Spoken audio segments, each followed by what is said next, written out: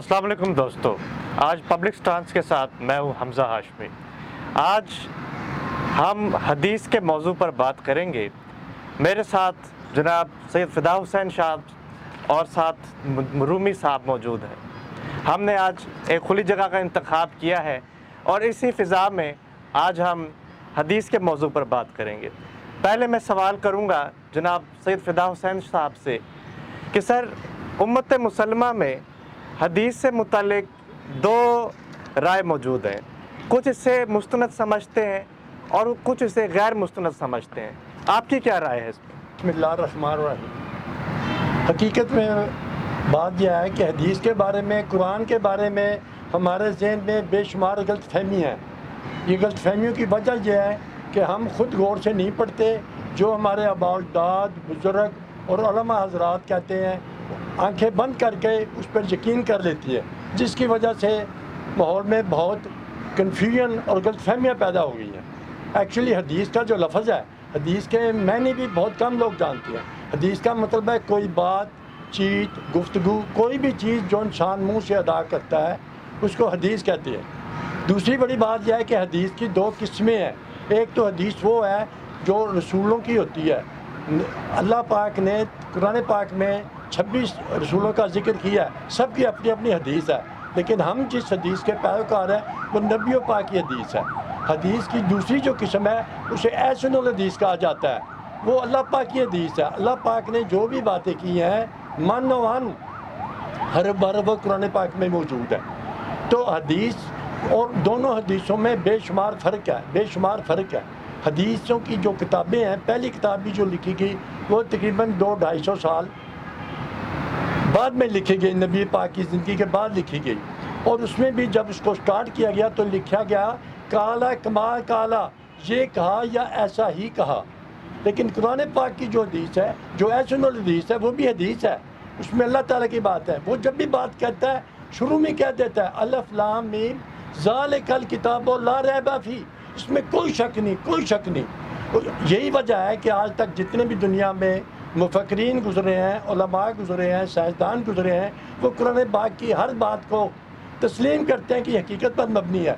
इसके बरक्स जो भी हदीसों की किताबों में बेशुमार इख्तिलाफ़ात मौजूद है, जिसकी वजह से उम्मत मुसलमा में बेशुमार इख्तिलाफ़ात पैदा हुए, कत्ल व गारत भी हुई और जंगें भी हुई। अभी तक लड़ाइयाँ मौजूद हैं क्योंकि गलतफहमियों की वजह से। इसलिए हमें हदीस के लफ्ज़ को पे तवज्जो देनी चाहिए और समझना चाहिए, और फिर हम इसमें तरक्की कर सकते हैं, उसको समझ सकते हैं। रूमी साहब, मेरा आपसे सवाल है, कहा जाता है कि हदीस फ़िरका वारियत को जन्म देती है। इसके बारे में आपकी क्या राय है? देखें जी, फ़िरका वारियत की बुनियादी जो है ना, ये अहादीस है। अहादीस जो है ना, आपको एक बात मैं बताऊं कि जब भी इस्लाम के हवाले से बात होती है तो 4 लफ्ज़ बहुत ज़्यादा बोले जाते हैं, किताब व सुन्नत और कुरान और हदीस। और मज़े की बात है कि हमारे 98% लोगों ने ना कुरान पढ़ा है, ना उन्हें हदीसों का पता है। हम वही कुछ करते चले आ रहे हैं जो हमारे आबा अजदाद करते चले आ रहे हैं, और इसी बुनियाद पे हम फ़िरका हो गए हैं। अब ये जो आपने फ़िरके वाली बात की है, तो हदीसों की एक सियासत्ता है और सिया अरबा है। तो शिया हज़रात जो हैं वो हदीसें मानते हैं जो हज़रत अली से मरवी हैं और जो अहले बैत से हैं, और जो सुन्नी हज़रात हैं वो दूसरी बुखारी, मुस्लिम वगैरह को मानते हैं। तो ये तो बुनियाद यहीं से रखी गई है, और इस बुनियाद को यही किताबें जो हैं वो तक़वियत पहुँचाती हैं। शिया अपनी जब भी बात करेगा वो अपनी हदीस किताबें बताएगा, सुन्नी जब बात करेगा तो अपनी बताएगा। तो फ़िरका वारियत की बुनियादी हदीस है। सर फ़िदा हुसैन साहब, मेरा आपसे सवाल है, कहा जाता है कि नबी करीम सल्लल्लाहु अलैहि वसल्लम पर 2 किस्म की हदीस का इल्हाम हुआ। एक हदीस वो कि जो कुरान का हिस्सा है, और एक वो है जो कुरान के अलावा हिस्सा है। इसके बारे में आपकी क्या राय है? जी, ये बात बिल्कुल ठीक है। वो जो वही की शक्ल में जो चीज़ नाजिल होती थी वो ये नबी पाक सल्लल्लाहु अलैहि वसल्लम बयान कर देते थे। वो तो मुस्तनिद हदीस है, वो भी हदीस है, इसमें कोई शक नहीं। वो बिल्कुल हदीस है और वो बहुत ऑथेंटिक हदीस है, क्योंकि पूरा कुरान पाक नबी पाक की ज़ुबान से अदा हुआ, इसमें कोई शक व शुबा नहीं। यही वजह है कि पहले जो कुरान पाक के हाफ़िज़ थे वो नबी पाक ही थे। وہ مستند حدیث ہے، وہ بھی حدیث ہے. یہ بڑی اچھی بات کی آپ نے کہ وہ بھی تو انہی کے منہ سے نکلا ہوا ہے نا، وہ مستند حدیث ہے. دوسری حدیث وہ ہے جو لوگوں نے مختلف راویوں سے پہنچی ہے. اس میں 2 قسم کی حدیثیں ہیں. کچھ مستند ہیں جن کی قرآن پاک تصدیق کرتا ہے، جو 100% ملتی جلتی ہیں، وہ ٹھیک ہے. اس کا ایک اسپیشل طریقہ بنا ہوا ہے اس کی جانچ پرکھ کا. وہ اتنی آسان نہیں ہے، وہ علماء حضرات ہی جانچ پرکھ کر سکتے ہیں. لیکن عام انسان کو ان سے پرہیز کرنا چاہیے، وہ نہیں کر سکتا. اس لیے آسان طریقہ یہ ہے کہ قرآن پاک کو ہی فالو کرے، کیونکہ قرآن پاک بذات خود ایک عظیم ترین کتاب ہے، عظیم ترین کتاب ہے. رومی صاحب، میرا آپ سے یہی سوال ہے کہ حدیث کی کلاسیفیکیشن کچھ اس طرح کی ہوئی ہے کہ غیر مطلوع اور مطلوع حدیث، جسے خفی اور جلی کہتے ہیں. مولانا مودودی سے جب پوچھا گیا کہ اگر یہ بھی حدیث ہے قرآن کی اور آج صلی اللہ علیہ وسلم کے زبان سے کہا ہوا ہر حرف حدیث ہے، جسے حدیث قدسی بھی کا بھی حصہ ہے، تو سب کچھ احادیث قرآن میں کیوں نہیں شامل کر دی گئی؟ تو مولانا مودودی نے کہا کہ اس سے قرآن کی ضخامت میں اضافہ ہو جاتا ہے. تو آپ کی اس کے بارے میں کیا رائے ہے؟ دیکھیں جی، آپ نے بالکل صحیح کہا ہے کہ وہی جو حدیث پہ مان لانے کا نا، قرآن میں کہیں حکم نہیں ہے کہ رسول کی حدیث پہ مان لاؤ. تو اس لیے جو ہمارے مولانا حضرات ہیں انہوں نے 4-5 اپنے کرائٹیریا بنائے ہیں، جس میں کرائٹیریا یہ ہے کہ نبی پاک پہ 2 قسم کی وحی کا نزول ہوتا تھا، ایک وحی مطلوع اور ایک وحی غیر مطلوع، اور وہ اس کو مثل ماہو کہتے تھے. اب یہاں پہلے سوال پیدا ہوتا ہے کہ اللہ کو کس بات کا ڈر تھا بھائی؟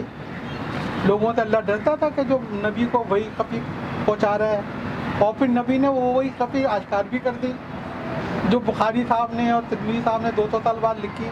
یہ تو عجیب مذہب خیز دعویٰ ہے، ٹھیک ہے نا جی. تو وہی جو ہے وہ صرف اور صرف مطلوع جو قرآن میں موجود ہے. اس کے علاوہ قرآن میں ایک لفظ آیا حکمت، اس کو بھی یہ کہتے ہیں کہ حکمت سے مراد وہی ہے. بھائی حکمت تو کا مطلب ہوتا ہے وائی آف اٹ، یعنی اللہ کہہ رہا ہے کہ ہم نے تمہیں قرآن کی تعلیم بھی، قرآن بھی دیا ہے، وہی بھی نازل کیا، اس کی وائی آف اٹ بھی بتائی ہے. اور لقمان کو حکمت دی گئی تو کیا اس کو حدیثیں دی گئی نہیں؟ تو اس کے علاوہ اطیع اللہ و اطیع رسول سے بھی یہ لوگ جو ہے نا کہتے ہیں کہ رسول کی اطاعت جو ہے وہ حدیث نبوی سے ہوگی اور اللہ کی اطاعت قرآن سے ہوگی. یہ بھی ایک نہایت ہی مذہب خیز بات ہے.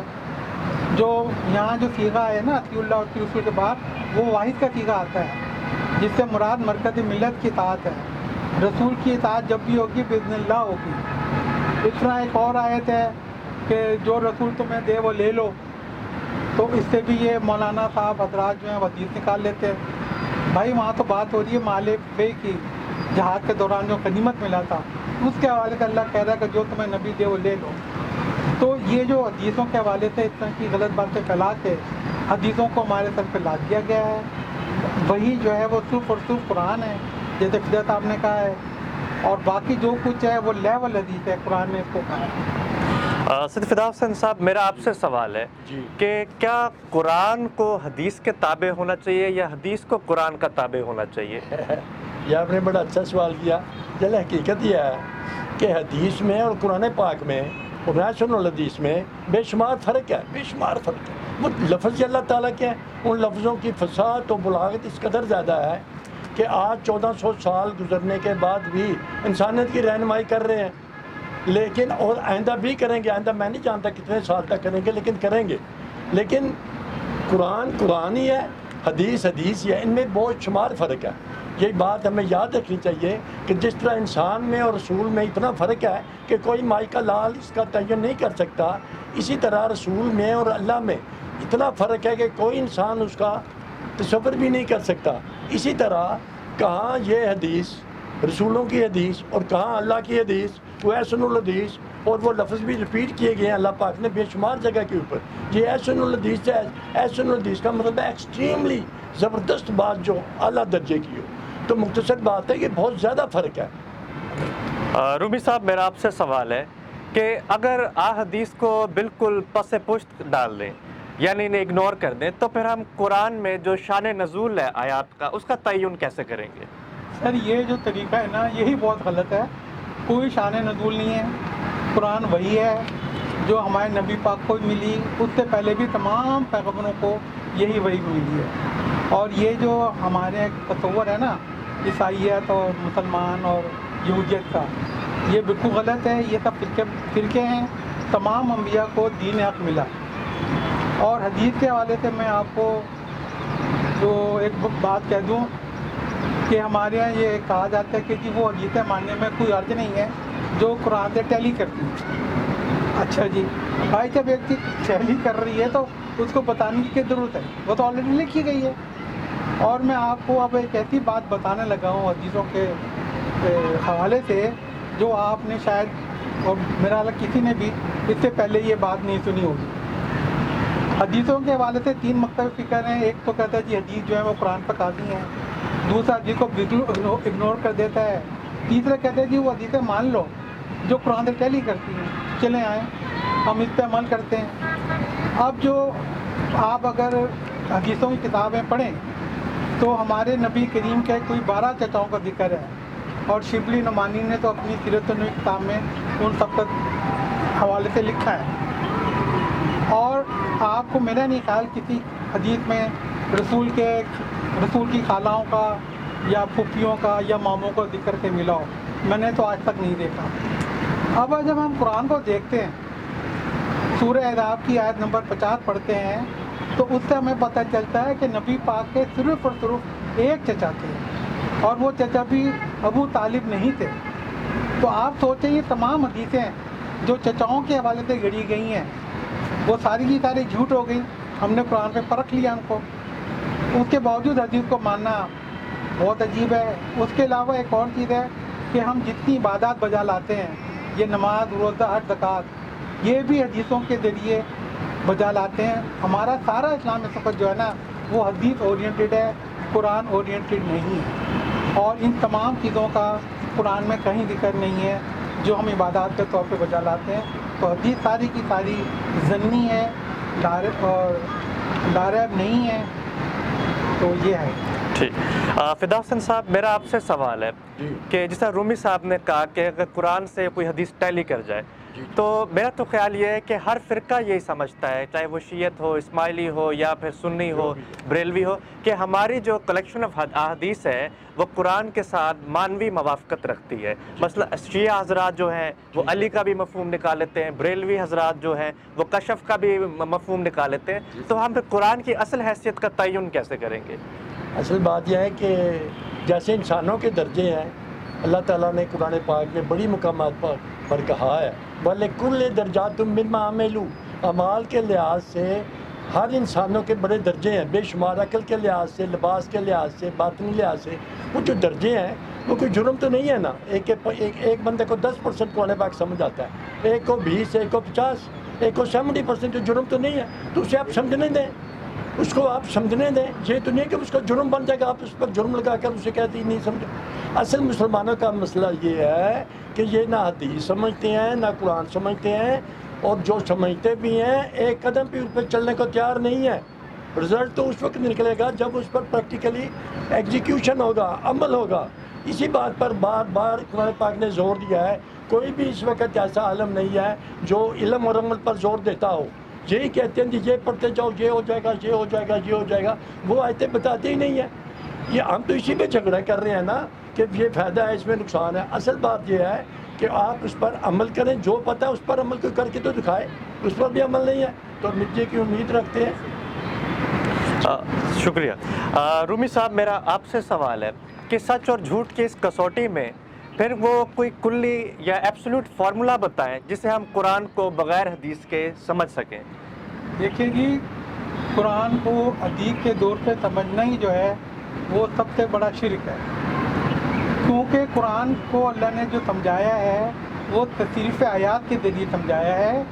قرآن کی ایک آیت دوسرے آیت کی تصریف کرتی ہے, اس کا مطلب واضح کر دیتی ہے.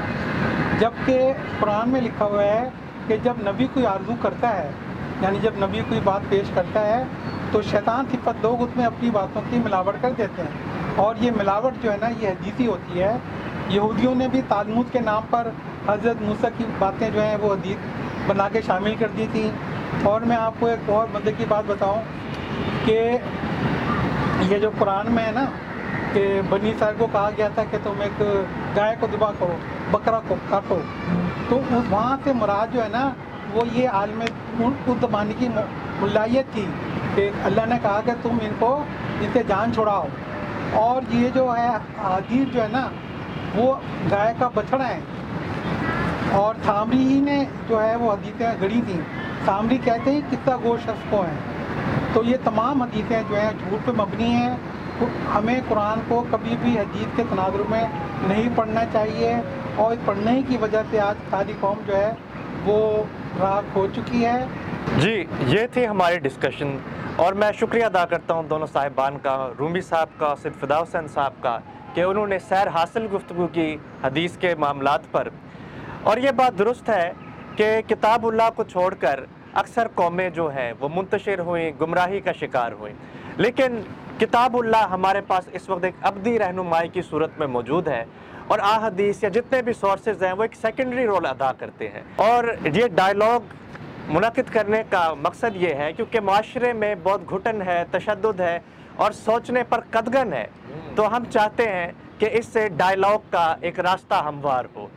ज़रूरी नहीं कि आप इन दोनों साहिबान की राय से इत्तफाक ही करें, इसका फ़ैसला हम आप पर छोड़ते हैं, ऑडियंस पर छोड़ते हैं। बहुत शुक्रिया। अगली बार हम नए किसी किस्से के साथ, नए किसी मौजू के साथ प्रोग्राम में हाजिर होंगे। बहुत शुक्रिया। Thank you.